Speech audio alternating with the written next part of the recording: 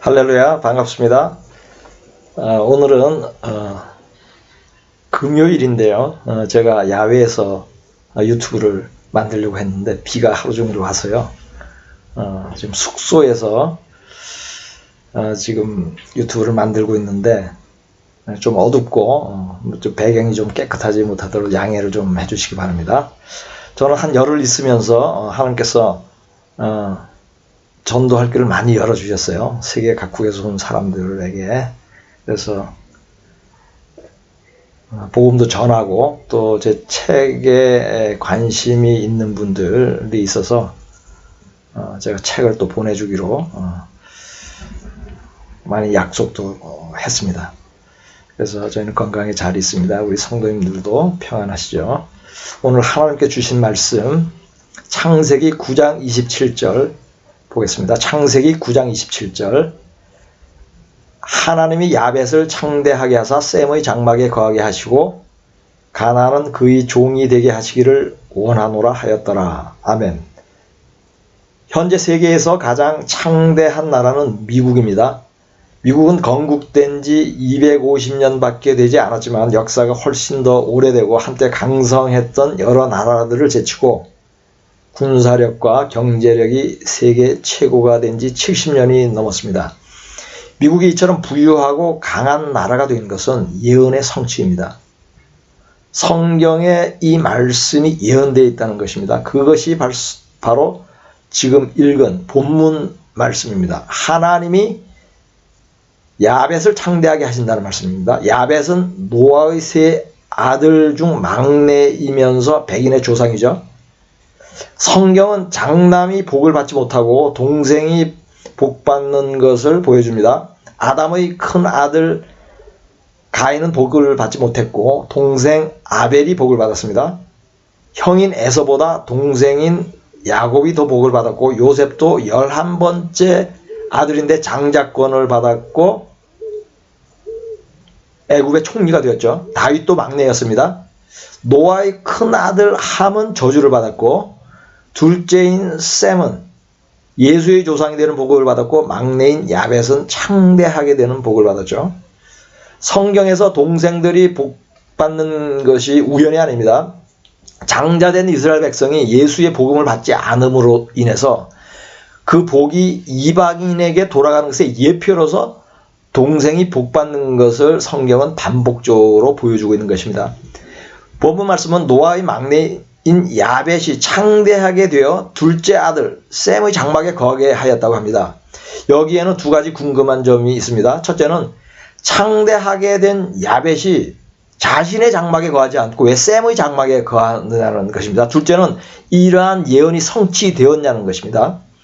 야벳이 셈의 장막에 거하게 된다는 말씀이 어떤 의미이고 또 어떻게 성취되었는지를 알기 위해서는 우선 함과 셈과 야벳이 현재의 어느 민족인지에 대한 이해가 필요합니다. 세상 학문은 인류를 피부색으로 기준으로 크게 세 가지로 분류합니다. 그것은 백인, 흑인, 황인종입니다.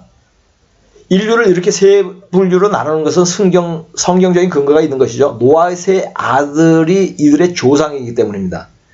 함은 흑인, 셈은 황색인, 야벳은 백인의 조상이 되었습니다. 즉 처음부터 노아의 세 아들의 피부색이 이처럼 확연히 달랐던 것은 아닐 것입니다. 세월이 흐르면서 환경과 기후에 영향을 받았거나 피부색과 외모에 하나님의 섭리가 간섭했을 수도 있습니다. 유대인과 중동인들은 아브라함의 후손으로서 모두 셈족이죠. 그러나 어느 전문가의 의견에 따르면 유대인과 중동인을 제외한 황색인 중에는 셈의 후손과 함의 후손이 섞여 있다고 합니다. 그 대표적인 예가 한국인은 셈족이고 중국인은 함족이라고 합니다. 한국인을 백의민족이라고 하죠. 중국인을 상징하는 동물이 용이죠. 이러한 간단한 것을 적용만 해봐도 이 말은 설득력이 있습니다. 그러나 절대적으로 그렇다는 뜻은 아닙니다.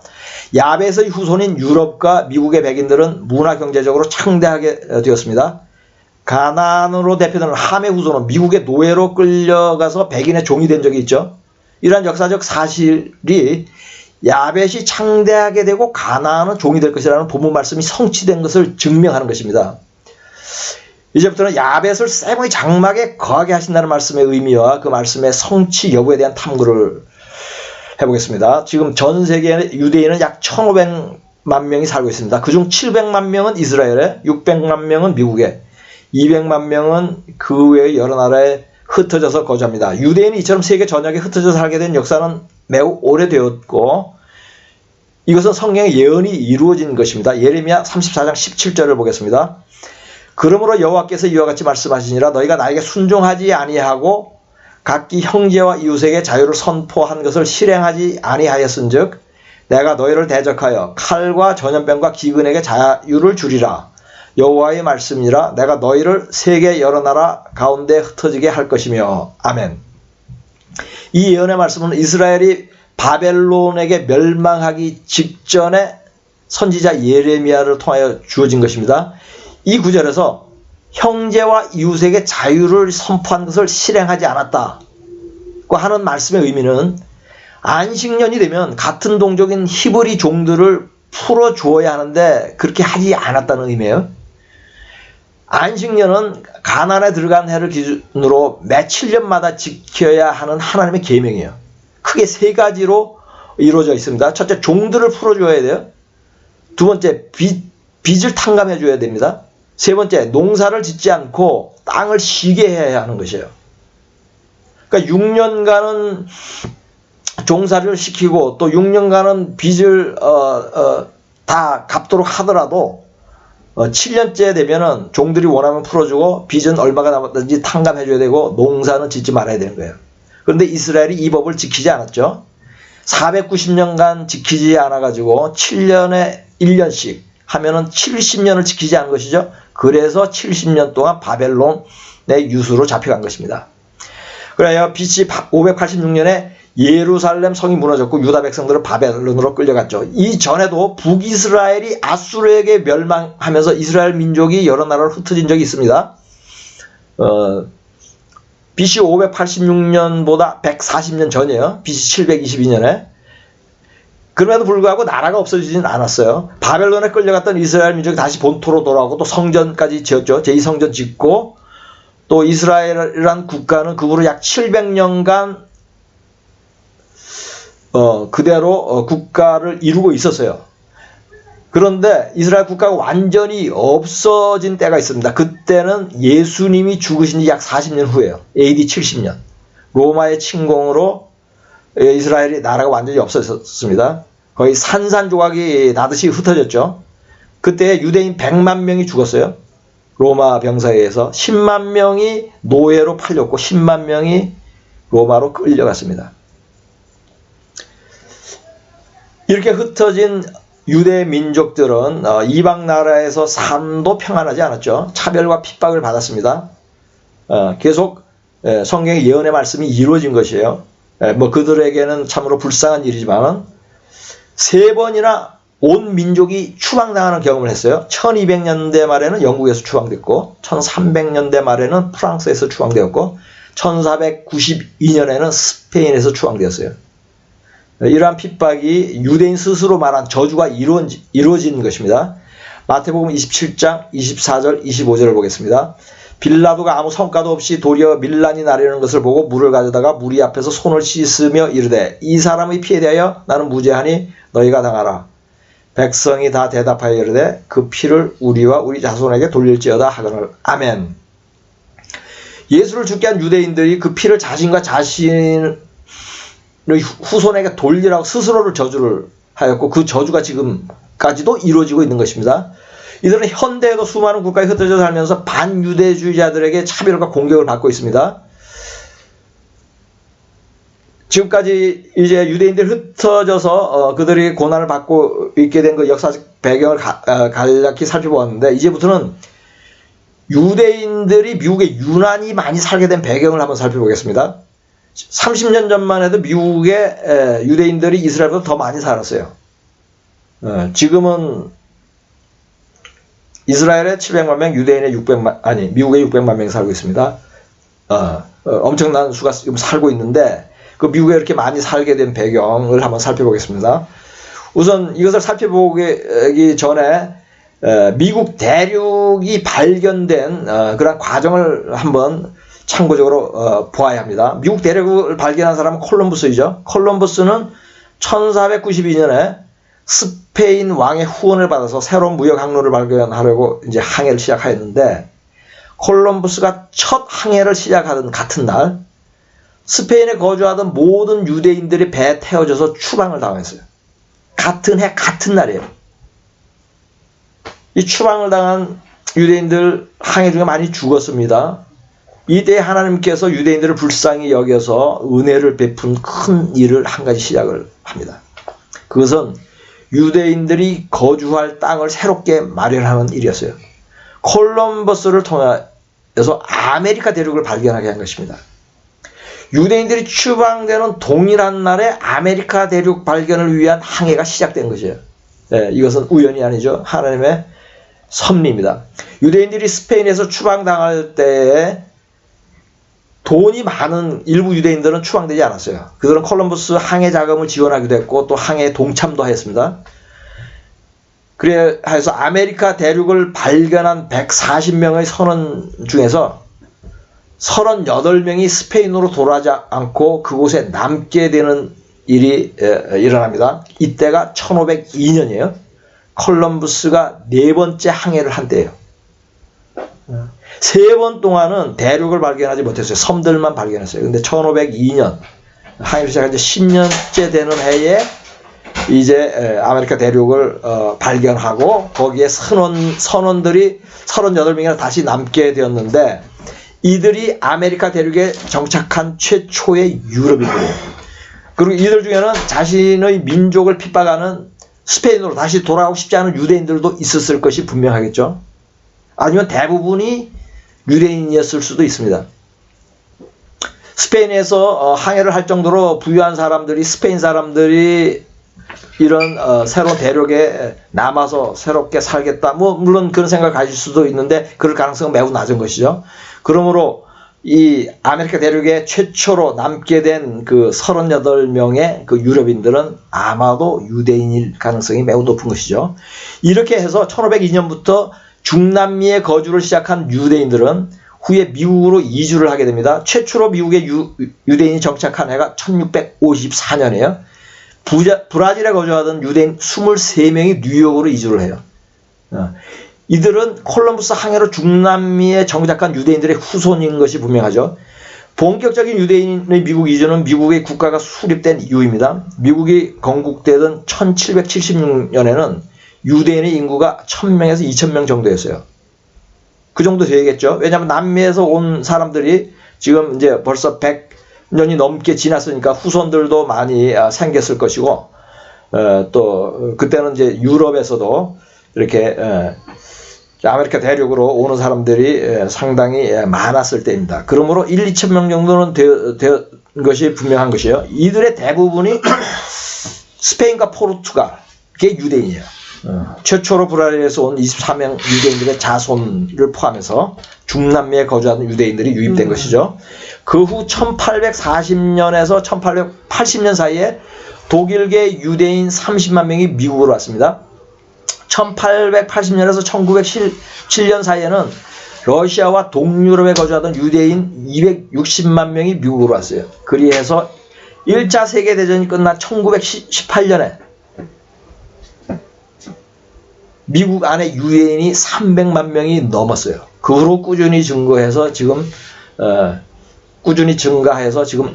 600만 명에 이른 것입니다. 근데 지금 말씀드리려는 핵심은 미국의 유대인 수 증가에 대한 것은 아닙니다. 지금 말씀하려는 것은 세계에서 가장 부강한 아메리카 대륙이 실제로 하나님이 유대인을 위하여 준비한 땅이라는 사실입니다. 아메리카 대륙을 발견한 크리스토프 콜럼버스는 이태리계 유대인입니다. 이처럼 유대인이 발견하고 유대인이 최초로 살았다면 그 땅은 유대인의 것이 아니겠습니까? 여기에 하나님의 놀라운 섭리가 있는 것입니다. 하나님은 미국 땅을 유대인의 거처로 계획하여서 수천 년간 감춰두었던 것입니다. 그런데 이 땅에 야벳의 후손인 유럽 백인들이 와서 부강하게 되었습니다. 이렇게 하여서 야벳을 창대하게 하사 셈의 장막에 거한다는 예언을 성취한 것입니다. 이스라엘은 아직도 하나님의 장자이며 제사장된 나라이며 원감나무입니다. 이스라엘 백성을 위하여 수천 년간 감추었던 아메리카 대륙을 발견하게 하고 그곳에 600만 명이나 거주하게 하였습니다. 이스라엘을 지키는 분은 하나님입니다. 하나님이 이스라엘을 지키는 방법 중에 하나가 미국이 이스라엘을 돕게 하는 것입니다. 가장 창대하게 한 미국을 이스라엘의 우방으로 두어서 돕게 하십니다. 이렇게 하여서 미국인들이 알든 모르든 셈의 장막에 거하는 집세를 내게 하는 것이에요. 군사적, 경제적 도움 외에 또 다른 방법으로 미국인들이 이스라엘에게 땅값을 지불하는 것이 있습니다. 그것은 유대인을 전도하는 것입니다. 현재 이스라엘에 있는 유대인 크리스천들은 대부분 미국의 유대인 크리스천들이 전도한 것이에요. 또 미국 안에 있는 유대인 크리스천들은 야벳의 후손인 미국인들이 전도를 한 것입니다. 이렇게 함으로써 야벳은 셈의 장막에 거하는 자격이 주어진 것입니다. 이제 마지막으로 셈의 집에 살고 있는 야벳이 제대로 신세를 갚아야 할 일이 있습니다. 그것은 알리야입니다. 미국의 크리스천들이 미국에 거주하는 유대인들이 모두 고국으로 돌아가도록 도와주는 것입니다. 이미 1800년대 말에서 1900년대 초까지 30여 년 동안의 기간에 동유럽에 거주하던 유대인이 270만 명이나 미국으로 간 사건이 있었다면 미국에 거주하는 600만 명의 유대인이 곧 고국으로 돌아오는 일이 그리 큰 일도 아닙니다. 성경은 마지막 때에 이스라엘에 거주할 집이 부족할 것이라고 예언하였습니다. 현재 이스라엘은 집과 아파트를 가장 많이 건설하고 있는 국가 중에 하나입니다. 하나님의 예언이 이루어져 가고 있는 것입니다. 미국이 복을 받고 창대하게 된 이유는 신실한 초대 대통령 워싱턴이 국가를 하나님께 바쳤기 때문입니다. 그러나 그 배경에는 유대인들에게 복 주시려는 하나님의 뜻이 있었던 것입니다. 미국이 셈의 장막입니다. 셈의 장막에서 야벳이 창대하게 되어 거주하고 있습니다. 미국이 셈의 장막이라는 사실을 깨달은 것은 엄청난 계시가 열린 것입니다. 이러한 크고 비밀한 계시는 오직 성령만이 알게 하십니다. 이스라엘을 바르게 알고 예루살렘을 사랑하며 축복하는 여러분에게만 주시는 특별한 깨달음입니다. 창세기 12장 3절과 민수기 24장 9절을 보겠습니다. 너를 축복하는 자에게는 내가 복을 내리고 너를 저주하는 자에게는 내가 저주하리니 땅의 모든 족속이 너로 말미암아 복을 받을 것이라 하신지라. 아멘. 꿇어 앉고 누움이 수사자와 같고 암사자와도 같으니 일으킬 자 누구이랴. 너를 축복하는 자마다 복을 받을 것이요 너를 저주하는 자마다 저주를 받을지로다. 아멘. 이 말씀은 살아있습니다. 진리입니다. 이스라엘을 축복하면 복을 받고 이스라엘을 저주하면 저주를 받는 것은 중동의 정치에서도 알 수 있습니다. 중동의 국가들 중에 유난히 이스라엘에게 적대적이고 심하게 괴롭힌 나라들은 모두 망했습니다. 대표적인 나라가 이라크, 리비아, 시리아, 레바논, 팔레스타인입니다. 반면에 이스라엘과 좋은 관계를 유지하는 중동 나라들도 있습니다. 이들은 상대적으로 평온합니다. 대표적인 나라가 요르단, 이집트, 사우디아라비아입니다. 이스라엘의 가장 적대적인 나라인데 아직 망하지 않은 나라가 하나 있습니다. 그것은 이란입니다. 이란은 고대의 바사 왕국이고 에스도와 모르드게 때문에 죽임당한 하만이 바사의 총리였습니다. 이스라엘과 이란 간의 2500년 전 원한이 지금도 이어지고 있습니다. 그리하여 이란은 이스라엘을 지도에서 없애버리겠다는 저주를 한시도 쉬지 않고 퍼붓고 있는 것입니다.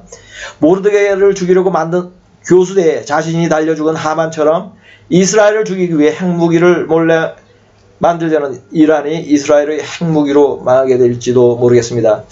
이처럼 이스라엘을 저주하는 주체는 개인이든 국가이든 저주를 받는 것은 성경의 고대 역사와 현대 역사가 동시에 입증합니다. 그러나 안타깝게도 많은 교회들이 이스라엘을 무시합니다. 이스라엘이 교회로 대체되었다고 잘못 가르치고 있습니다. 심지어 이스라엘을 혐오하는 크리스천들도 많습니다.